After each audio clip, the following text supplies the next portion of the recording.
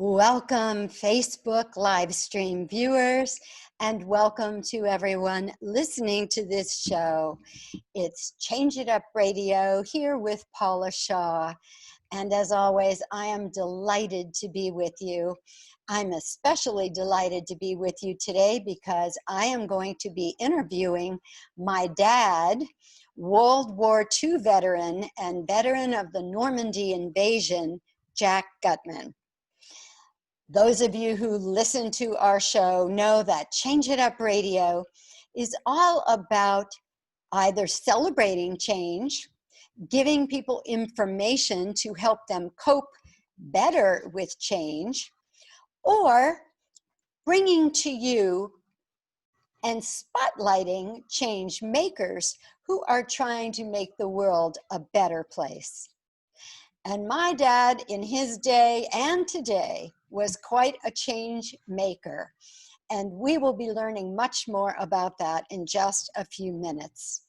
Remember that if you want to hear past shows, you can go to changeitupradio.com to hear past shows.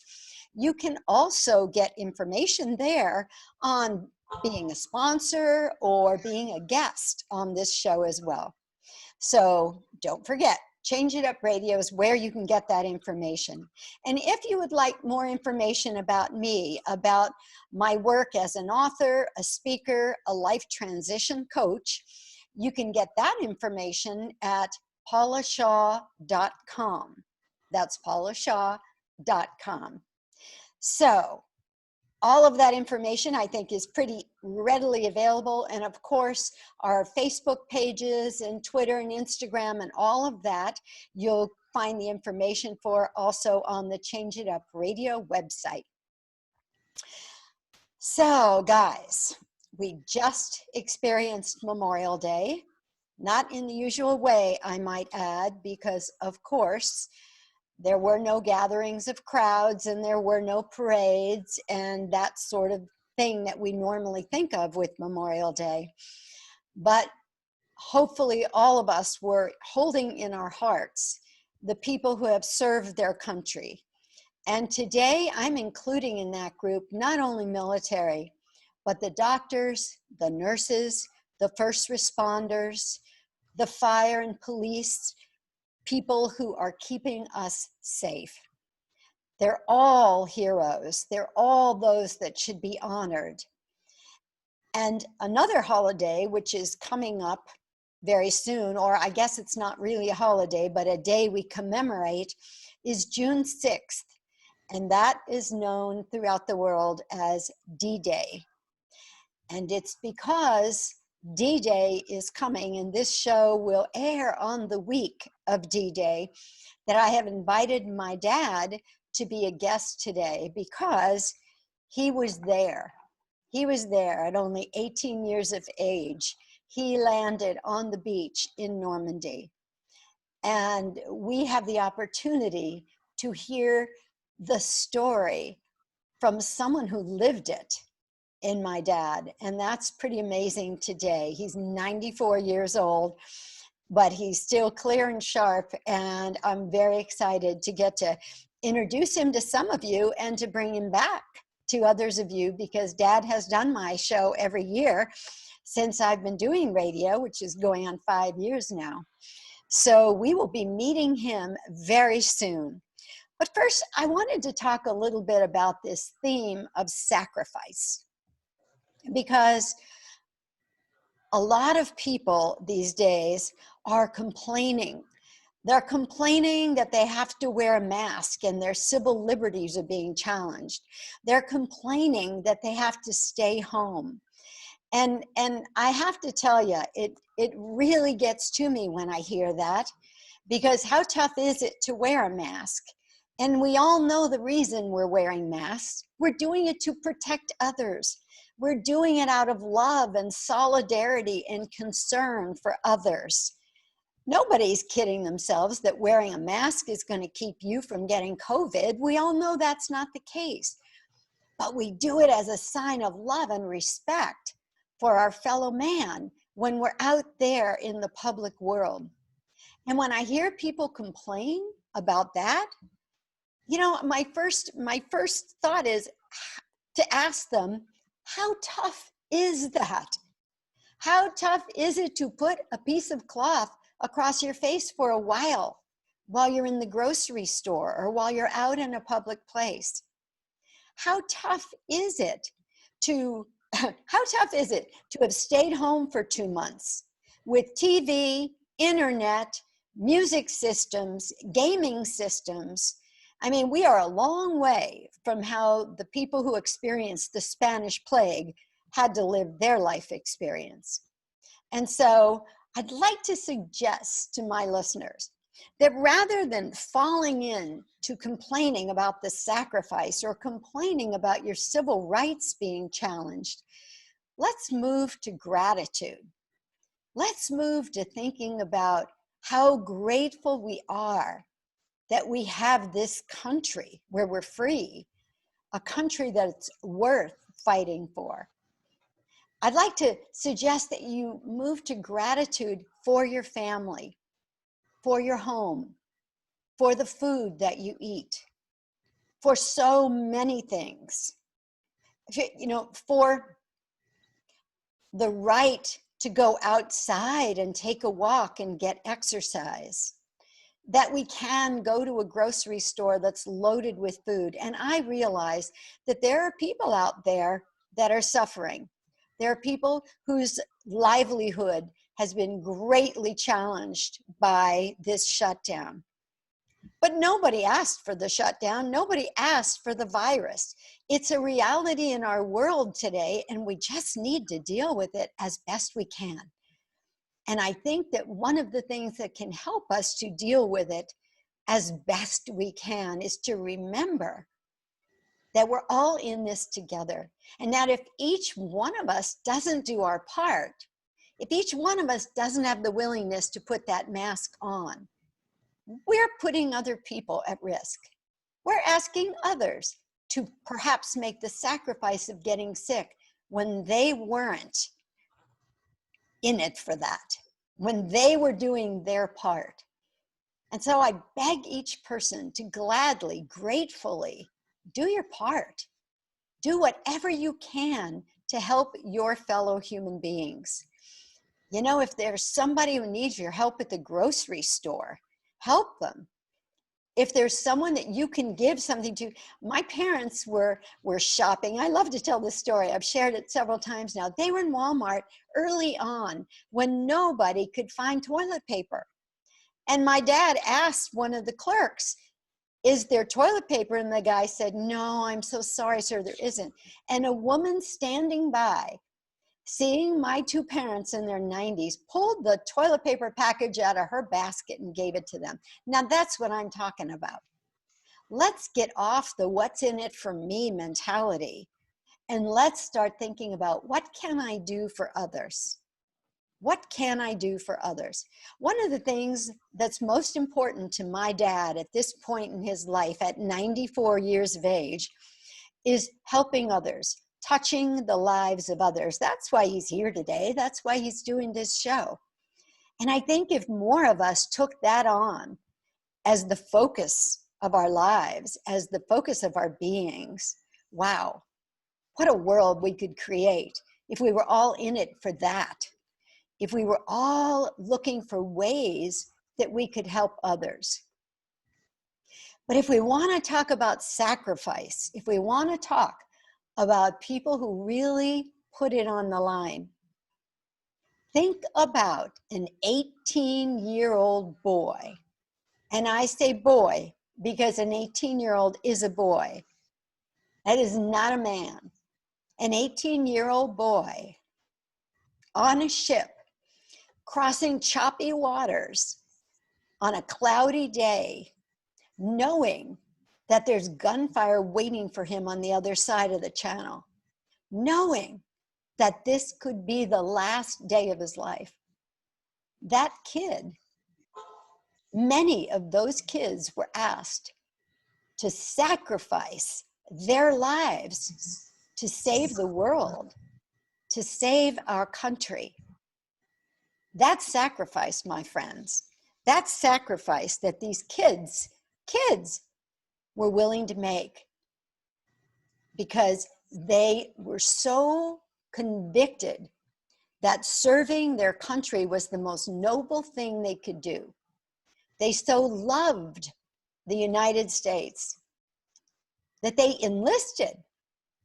They weren't being drafted, they enlisted to go over and risk their lives to save the world, to do what they thought needed to be done to stop Hitler, to stop this horrific war that was going on.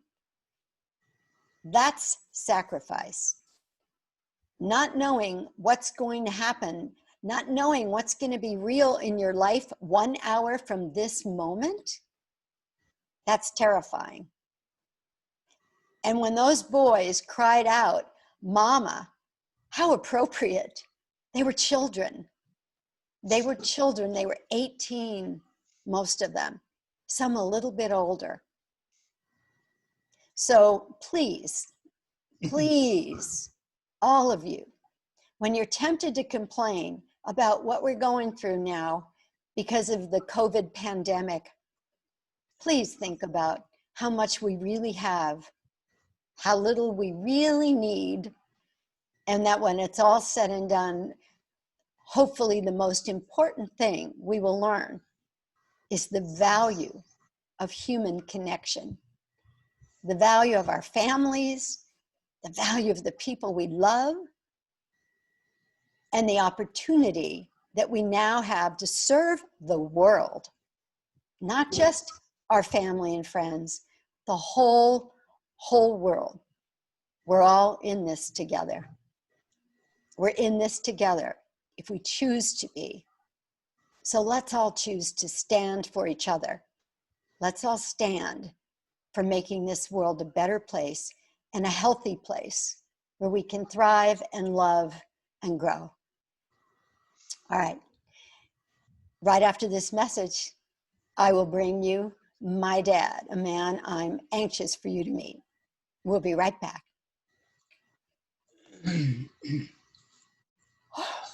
Okay, Daddy. Are you, oh, I know. I was channeling you, I think. I almost started to cry myself. This is going to be tough. You and I, the two tear babies. Right. People on my live stream have seen me cry many a time, so that wouldn't be anything new, but I'd rather get through this without sobbing. Yeah, your opening statement was just wonderful. Oh, just wonderful. Thank you. See you guys. That's why he's my dad. All right, if you're ready, I'll bring it back, okay? Okay. Let me get your bio up here. And by the way, I have this telephone over here, and I'm afraid it may ring. Oh, take it off the hook or unplug it. That'd be a good idea. How about if I just leave it, like it's on, like no one can get in there. Good idea. I'll just set it over here. I'm glad you thought of that, Daddy, because you can't answer the telephone in the middle of an interview. Right. Okay, now I'm going to switch us. In just a minute, I will. All right. You good to go, Dad?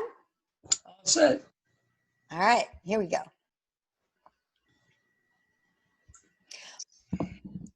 Excuse me. Welcome back to Change It Up Radio here with Paula Shaw. And as promised in this segment, I am going to be introducing you to Jack Gutman, my dad. And before I do, let me tell you just a little bit about him. As I've already mentioned, he is a veteran of World War II and the Normandy Invasion, which will be celebrated in just a few days. He has been a comedian. He's been many things throughout our lives. I thought he was a walking day camp when I was a child because he was so much fun to play with. He also is a speaker.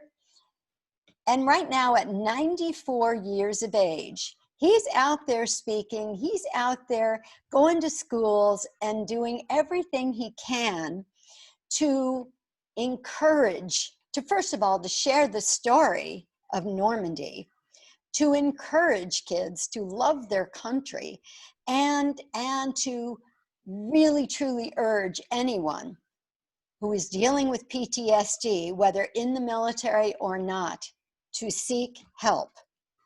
So he's also, by the way, the author of this book, One Veteran's Journey to Heal the Wounds of War.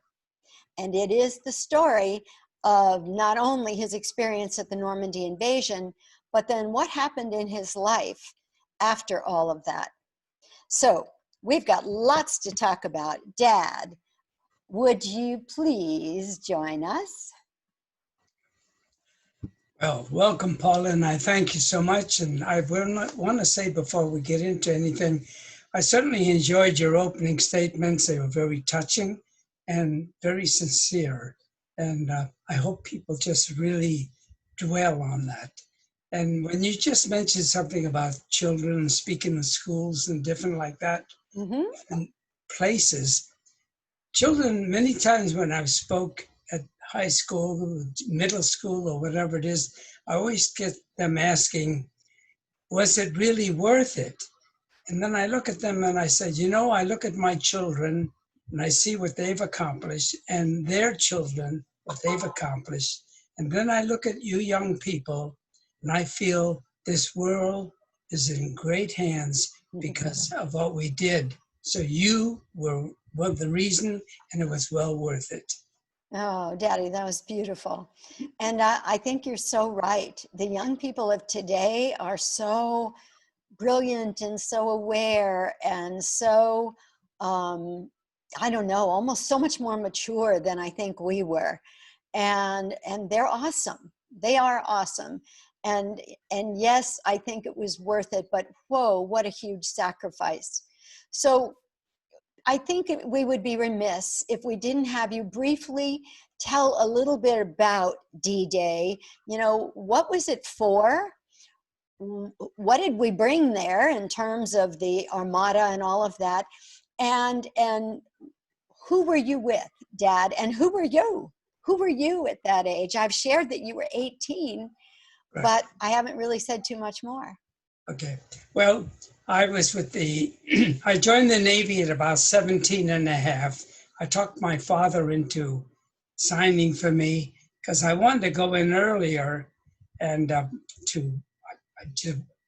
even our gang, who were just rough guys, all wanted to fight the Germans and Japanese, whatever it is.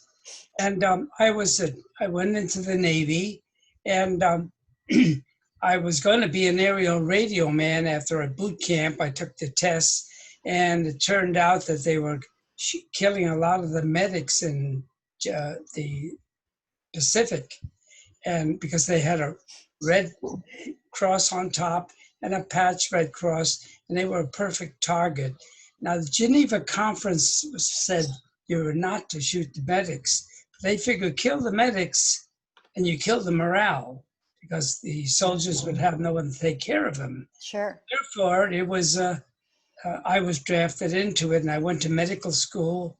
There was a 9-month course. We did it in 6 months, and it was 6 days a week, 9 hours a day, and no time off. On Sunday, we had to do studying, but it was an accelerated course to learn how to take care of wounded, setting breaks of the arms and legs and so forth, and giving shots and whatever it is, and assisting in surgeries. Mm-hmm. And so I got a quick medical thing, and then we were sent to England to have to set up a big, huge hospital there called the Victoria Hospital in Netley, England.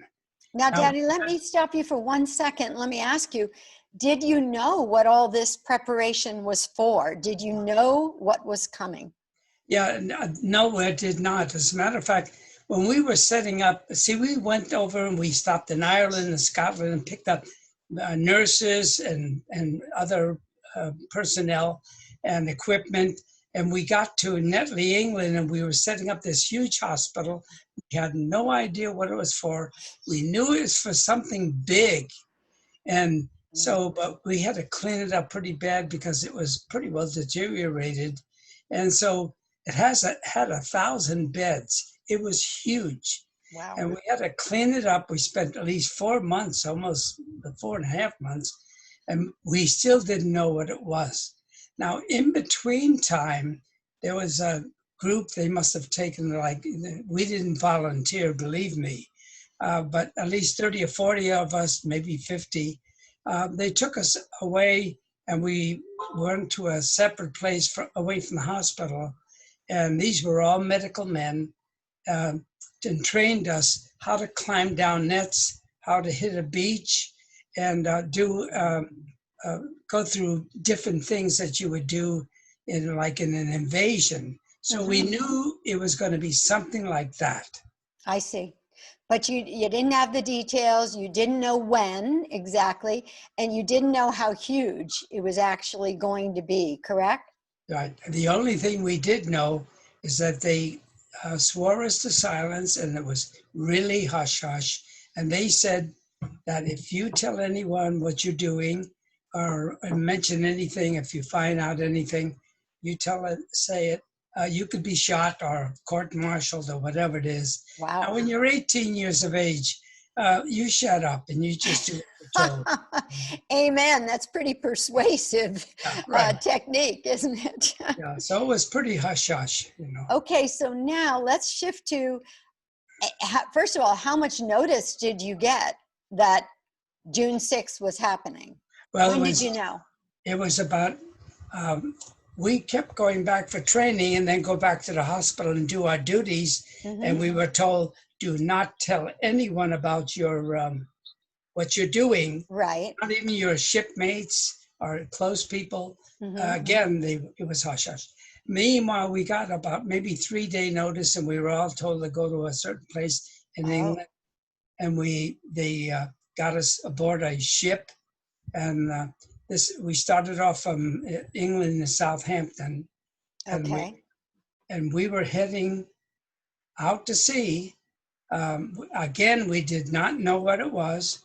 And as we finally got out, we were told we're going to be doing an invasion. That's when we had no way of letting anyone else know except the personnel there. And it was supposed to be on the 5th of June, but the weather was so bad. And so the guys were keyed up, on it, ready to go. And when it was postponed, there was a lot of frustration. And you saw a lot of sober faces because they knew finally it was agreed to do it the next day, June 6th. Eisenhower made that decision. And that man, I would not have been wanted to be in his shoes, but he had to make a great decision on thousands and thousands of men. And so it was on that June 6th, with choppy waters. We came in, and if you got a question, I'll wait, and then I'll tell you exactly what we did real quickly. Well, one of the things I always think is kind of interesting, because most people don't know anyone who actually went through this. I remember, Daddy, that you've shared that the night before, because for all they knew it was the last night, a lot of people were going to be alive. The cooks fixed them whatever they wanted for dinner, right? So yes, then they gave them some sweets, pie or whatever it was. And fortunately, I was not feeling that good with my stomach, so I didn't eat much of that. But a lot of the guys did. And boy, they paid the penalty the next day, because after we climbed down the nets and everything. But before I mention that evening with all the guys, there was a mixed emotions. You had guys that were joking with each other, and you know how they got that mixed laughter where they're laughing, but they're crying in the inside. Yes. Others are very sober, and they're thinking, they may die, someone may die, but you're always thinking, it's not going to be me, it's going to be that guy. Right. So you go in with that attitude, but it was really mixed emotions of how people reacted. Oh, I'm sure it was. Especially, again, let's point out, these were 18-year-old guys for the most part. Maybe the 18, oldest one 19, was like yep, 20. Yep. absolutely. And you Just know what, Deb? We need to go to a little bit of a break right now. But when we come back, let's talk about what actually happened as that boat that you were in pulled into the waters of the beach at Normandy. okay, All right, we will be right back. Okay, Dad, if you're ready, we'll just take the next segment on. right? Okay, you're doing great. Great. This is my favorite interview we've ever done so far. Okay, here we go. Welcome back to Change It Up Radio here with Paula Shaw. I am having the time of my life today because I am getting to interview my dad, Jack Gutman, who is a World War II veteran from the Normandy Invasion. And by the way, I forgot to mention that unlike many, many World War II veterans, he served in both theaters. He was also part of the, he went to Okinawa for the Japanese invasion. So Dad has a lot of stories to tell. I'm sure we won't get to them all today, but let's keep going. So if you missed the last segment, you'll have to listen to the recording of this show because it was great. Dad was talking about how he got trained, where he was prior to the invasion, and what it was like for the guys the evening before the invasion. So Dad, let's pick up right now at you're crossing the English Channel. The waters are choppy, the weather's bad, it's overcast, correct? Absolutely. And the water, as I said, the water was so choppy. So the guns went off around early, 5:30 or 6 or whatever it is. And the initial invasion of the armed forces going in, just quickly, I'll give you a fast picture. We had 5,000 boats, different boats, ships, they are called ships. There was 4,500 Higgins boats there. There was 11,000 planes participating, doing different things with parachutes and everything. And 150,000 men, English, the Canadians, and the Americans, all going to participate. It was absolutely huge. And the initial forces went in around near 6:30, and we were told, our group, that we were to participate in helping the medical group of the Army or Navy or whatever it was, the medical group on the beaches to just evacuate the wounded and take them back to England. So that we thought that was going to be it. And I also thought at that time, I heard the guy say we were going to go into this beach called Utah. There was Utah, Omaha, Sword, Sword, and Juneau. There was 5 beaches. We were going to go either Utah or Omaha. I thought he said Utah, but apparently, since we climbed down the nets, these nets with the water going up and down with the ship, these LCVPs, which is the Higgins boat. Is that the landing craft, Dad? Landing craft, yeah, Okay. they're called Higgins boats or LCVPs. They were going up. So when you're going down the net and you get closer to the Higgins boat or the landing craft, if it's coming up to a certain height, you got to be at this point and jump in. And some guys didn't, and they hit there, and some were lost just doing that. Oh my goodness! It was horrible, and they have about 30 or 40 guys in each boat, these landing craft, and so you get into it, and then you start what we call bivouacking, going around circles. Now we were told we were not going to be coming in for 2 or 3 hours. The initial forces would go in, they would secure the beach, and then we would come in and just take in the wounded and so forth. Well, that's what we thought it was going to be, a cakewalk. Unfortunately, when we came in, it was like an absolute nightmare. As we were getting close, we saw these obstacles on the near the beach, metal things, poles and everything. So On it's the, like wires and poles that were put there yeah, so the craft couldn't land on the beach, right? right. They Yeah. had barbed wire, and he and Rommel had put, I found out later, 33,000 mines on the beach and on Oh poles. my God. And if you hit one of those poles or a machine gun from the Germans hit that, and it happened to be near the landing craft and the soldiers, it killed a lot of people around it. So Hmm. it was all of that. But when we came in, it was just, it was not a cakewalk. There was bodies in the water. We had to, the landing craft could not come up to the beach like we practiced because it was the obstacles. So the landing craft would come down. What I found out, to people will understand why there were so many bodies, was when I was taking care of some of the wounded, I asked, my God, a lot of guys got killed, and the guys that could talk, they said as they came in, when the landing craft, the ramp went down, the machine gunners, they had guns that could shoot 150 to 160 bullets a minute. The And Germans did. they were mowing guys down. Right. So guys got scared. They jumped off the sides instead of going off the front ramp. And with the heavy packs, with the heavy water, they drowned if they couldn't get the packs off them. So they drowned right Oh, there. And then when we came there and we saw bodies in the water, and we had to wade up to our chests to go to the beach. But it wasn't as much fire when we arrived because it was 2 or 3 hours later. hmm. But there was carnage. There was body parts all over the place, which is for an 18-year-old mind to see, which I'm Horrible. not trained to do, Hmm. So it was I just, can't imagine the level of carnage trauma was that. terrible. Yeah.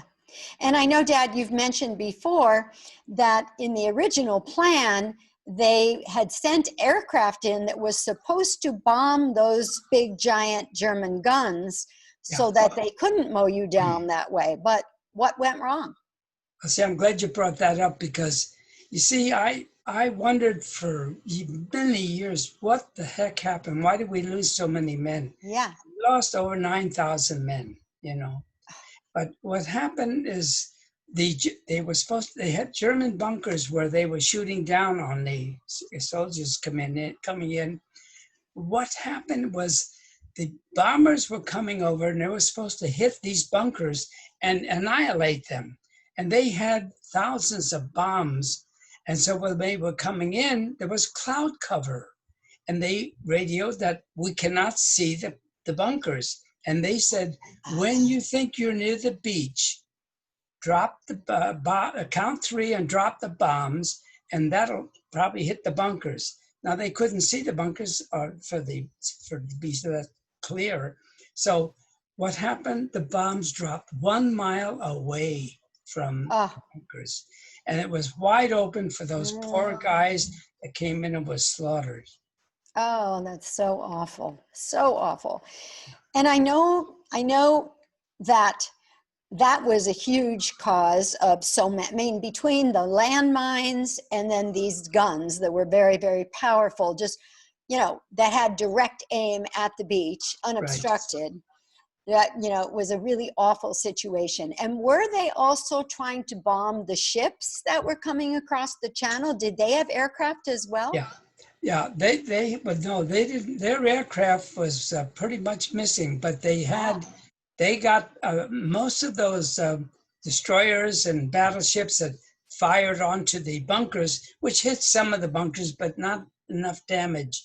Um, they were off of maybe 2 or 3 miles away. oh, I I see. don't know exactly, but it was quite a distance, so they could not be hit, but they Yes. could get over and hit the beach. That's why when we saw the bombs that hit the beaches as we were getting closer, I said, not going to be anything alive on that beach. And that's where we got the big shock. And I then, of see. course, like you mentioned before, the sad thing when you're there, all you do, you're in survival mood. You're an 18-year-old kid. You've been taught just what to do. And as I've said many times when I've spoken at different places, I did not feel important. I was a corpsman, first class, and that's like a private first class. Mm-hmm. And I had a job to do, and I did not feel important. But I'm telling you, I was part of an important uh, military force that was hitting that beach. Mm-hmm. But when I came on the beach, with and I saw these these guys on the laying on the beach there, and I said to myself, as I said, I didn't feel important. However, when I saw this man laying there, and he's got a gushing wound, and he's pleading with me, and he says, "Doc," they called us Doc, help me, help me. I'll tell you one thing. I felt right then and there that I was the most important man in that soldier's life at that time. Mm-hmm. I And think that, that's such an important point, that no matter what your job is, it's the same right now with COVID, right? If we all have a role to play, we all have a job. And I think actually, even though your rank was not way up there, the job you had to do was the most critical job that needed doing that morning for each that's of a those great men. point you bring up, because I've said this before with these people who are working on the COVID things, these doctors, nurses, and technicians. I mean, they all were trained, and like I tell when I speak to the military groups, and I've told them, I said, please always believe your job is very important, and you are important, because if you break that chain, which is a huge chain, you break that link, it falls apart. So believe you're important, because you are important. And I plead to guys, don't commit suicide like I went through post-traumatic stress for 66 years. Well, let's talk about that as soon as we come back from this break, Dad. We'll be right back. All right, if you're ready to go, Dad, let's do it. I think we're on a good roll. You ready? Ready. All right. Is your phone handled there? I heard it go off. Yeah, you know what? I don't know what to do with that thing. Maybe you can tell Mom to grab it if it should go off again in the other room. You know what? The things that we... This is backstage, by the way, with Change It Up Radio. I'm going to put it underneath a pillow here and see what happens. Oh, there you go. Put it under a pillow. Yeah, I'm going to do that. But the ring is loud. Can you turn the ring down? Can you turn the ring down, Dad? Well, I'm going to just disconnect this one here. That's a good idea. So here it is. Yeah, I disconnected that. Okay, I don't want to have any problem with that. That was a problem with the hearing that thing. I know it's distracting, isn't it? I know I've experienced that myself. All right, so we're on our last segment now, and I want to get to the Normandy trip and all of that. So. Oh yeah, okay. I'll just make it briefly. Wrap up the day, what your job was, what you were going to be doing.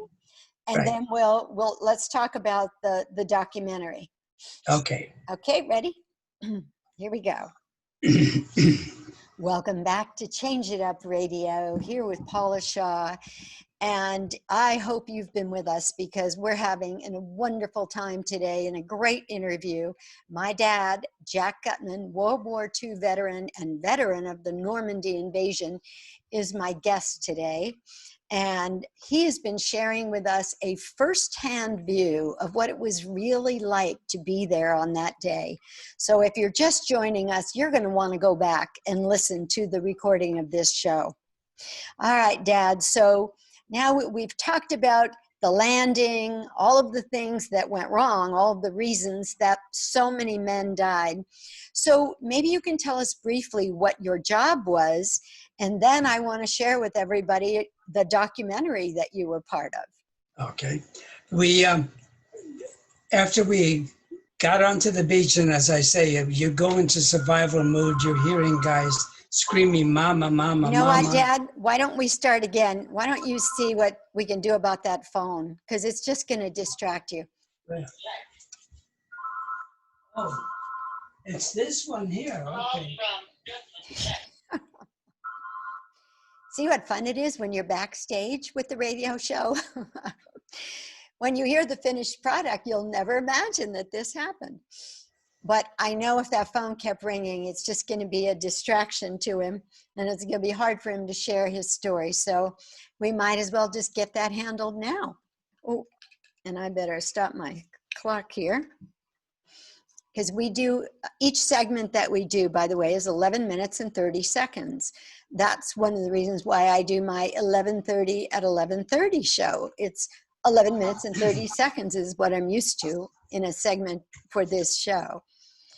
So are we all unplugged, Dad? It was your mom. Yeah, she's at the dentist, and she just got finished, I guess. Oh, you have to pick her up? Well, that's later. Yeah, I mean, I tell her I should be finished in about 15 minutes. Yep, you will. Yeah. All right, if you're ready, All right. Here we go. All right. Welcome back to Change It Up Radio, here with Paula Shaw. And we are having an amazing interview today with my dad, Jack Gutman, who is a World War II veteran and a veteran of the Normandy Invasion. And he's been giving us a firsthand view of what it was like to be this 18-year-old Navy Medical Corpsman, because that was his job, that was his role on the day of the Normandy Invasion. So Dad, let's pick up with what was your job and how did the rest of that day go? And then I want to get to talking to everybody about the documentary you've been part of. Okay, thank you. Yes, after we hit the beach and we went through all of saw the carnage there, all of a sudden you start taking care of the veterans, and they're going to get morphine shots or compresses, setting broken bones or whatever it may be. You have many of them. One interesting thing was one man that got shot, and he was wounded pretty badly and blood was gushing, and I put a compress on him. And he actually said to me, he said, "Well, Doc, I got shot, but I'm going to go home." And I said, "Yes, you are." He said, "Yep, I'm going to go home." And then he died right there. Mm-hmm. It was so traumatic for me to think he was going to make it by the way he talked. But You see death in so many crazy ways. You hear him saying, "Mama, mama," screaming, "Mama, mama." Mm-hmm. The whole thing was very traumatic for an 18-year-old. Oh my God, I can't even imagine what it would be like to be an 18-year-old, terrified yourself that you're going to be killed because there's gunfire all around you and explosions all around you. And then you're trying to patch up guys and soothe guys who have been wounded. Yes. And so that, of course, as we know from your story before, Dad, resulted in a very bad case of PTSD back in the day when there was not even a word PTSD. That's true. And so for 66 years, you coped with what kind of symptoms? I should say coped and hid, because as your kid, I had no idea you were going through any of that. What were the symptoms? Well, number one, I never told anyone that I was even in the Navy. I kept, even right after Normandy, and even when I went on to Okinawa and saw the carnage and everything happened there, because that was pretty traumatic too. All of that added to it. But what my post-traumatic stress symptoms that I was going through is that I kept seeing the invasion over and over again, and they were magnified. And I heard the screaming of the men, pleading and yelling, "Mama, mama," and all of that was magnified. Oof. So it really bad. So I started medicating myself. And then, of course, my downfall, as I brought up before in my book and everything else, I was with my family on Thanksgiving, and I was medicating myself on a lot of drinking. Champagne, as I recall. Yeah, champagne. Yeah. If I went to your house to dinner, I either brought a big bottle, a gallon of wine or a magnum of champagne so I wouldn't run out. And this is what was my downfall. I was there at Thanksgiving and I was drinking pretty heavy. And when they served the dinner, my face fell into the plate. It was the I most remember it embarrassing well. thing. It was very embarrassing.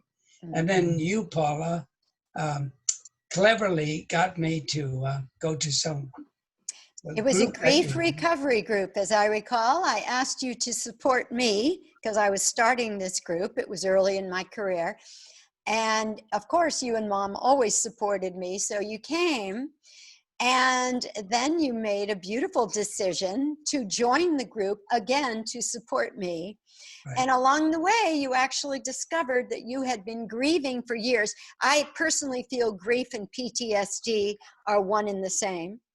And it opened your eyes to the fact that right, your grief over the loss, so right, many losses, loss of your right. innocence, loss of your childhood, loss of faith in the way life was supposed to be, loss in your fellow man. You know, there was so much that you endured at 18 that PTSD was inevitable, inevitable. What's That's true. amazing is that you were a very positive, good guy. I think you used humor to really sort of cover it all up, didn't you? Yeah, that was why yeah, and as I say, and I can't thank you enough because of you getting me to stop drinking was where I finally got around to getting treatment from the veterans who were marvelous.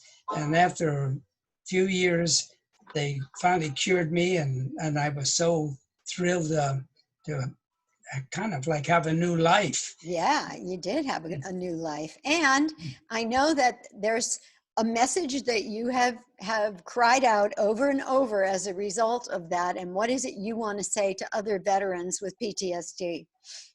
I tell you, I plead with you to please get help from the VA if you're going through the symptoms of post-traumatic stress or any kind of mental problems you're going through. Believe me, I didn't think I could get any help, but it was like a miracle. I became like a new person. I have to Mhm. quickly tell you one fast story.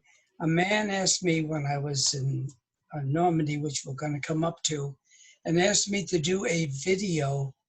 I just finished doing 2 or 3 videos with these countries in France and all these people. Now And I you're was talking, tired. wait a second, Dad, you're getting a little ahead of yourself and it might confuse people. So Yeah, let's tell them first. Last year was the 75th anniversary of yes. Normandy, and you were invited with, what was it, 5 or 6 other veterans Yeah, about 6 or 7, yeah. to go participate in the creation of a documentary about Normandy, Right, right? 12 days. It for 12 days. And you Right, had some very rigorous days from the yeah, crack of dawn until into the evening.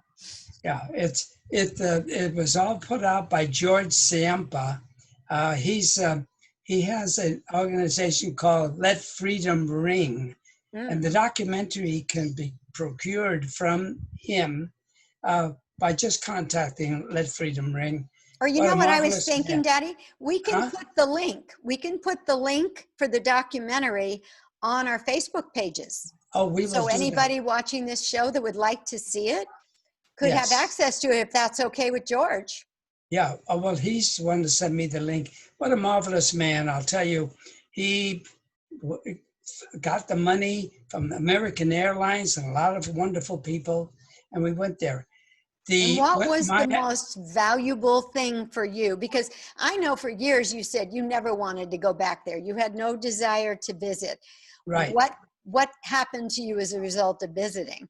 Well, you know, I always felt in my all through my 66 years of post-traumatic stress, I wondered, did the French really care that we came there and a lot of men died, a lot of men were wounded to free them?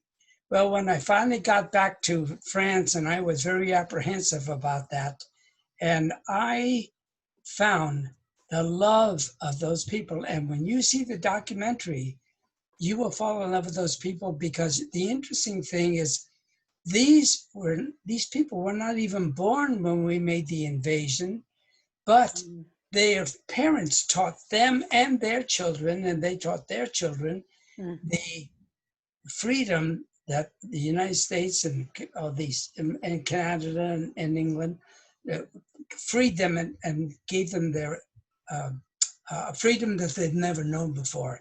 And they loved us. I fell in love with the French people. When you see the documentary, you will just fall in love with them too. That's so beautiful. And I know you've told me stories of even when you were trying to have a moment alone on the beach because you were emotional, French people would come up to you and ask to hug you and thank you for Yeah, what you'd done for them, right? right. As a matter of fact, in the documentary, you'll see it. I was walking along Omaha Beach where 75 years ago, or 76 now coming up, that it was such carnage and everything, and they were getting ready to do my portion of the documentary of it, and Craig, my son, had sensed that I was getting emotional and asked them to give him 10 minutes. So we walked down the beach together, and as I sat there walking along, I asked my son to give me a few minutes alone, and I thought about it, and I wound up getting very emotional when it all started flashing back to me. And I Mm-hmm. wound up crying in my son's arms. And they got a picture of that. I didn't plan on it. And then a woman came across the beach all by herself because it was cloudy, like it was going to rain. And she pointed at my son and she said, I saw you with him, and I, you freed me, and I want to hug you. Can I hug you? And I said, yes. And we hugged, and the tears flowed. And Oh, Daddy, that is such a beautiful story. And I hate to tell you this, but we are out of time. So at least on that note, and I know that you've told me that in all the years of wondering if the French people cared or if they appreciated it, the answer was, oh yes, big time after your absolutely. experience there, right? And I'm so glad. And for everybody listening, this is Dad's book, One Veteran's Journey to Heal the Wounds of War. It's available on Amazon. Thank you for being with us today for this amazing story. I wish we had another hour, Dad. But Thank you. you got to stick around and next year be back we'll finish up the story. I will try. Thank God. Well, All listen, right. thank you for having me on, and God bless all of you. And enjoyed D-Day and this year and this virus we're going through. Stick together, stay safe, and God bless every one of you. Oh, bless you, Dad. And thank you all for being with us. Remember that Change It Up Radio airs Sunday nights at 9 o'clock on AM 1170 and 96.1 FM. We're on every major podcast platform. So if you want to share this show with your friends, next week, all you'll have to do is ask Siri or ask Alexa, and they will find us on the podcast platforms. So all of you stay safe and take care of each other. And we look forward to seeing you again next week on Change It Up Radio.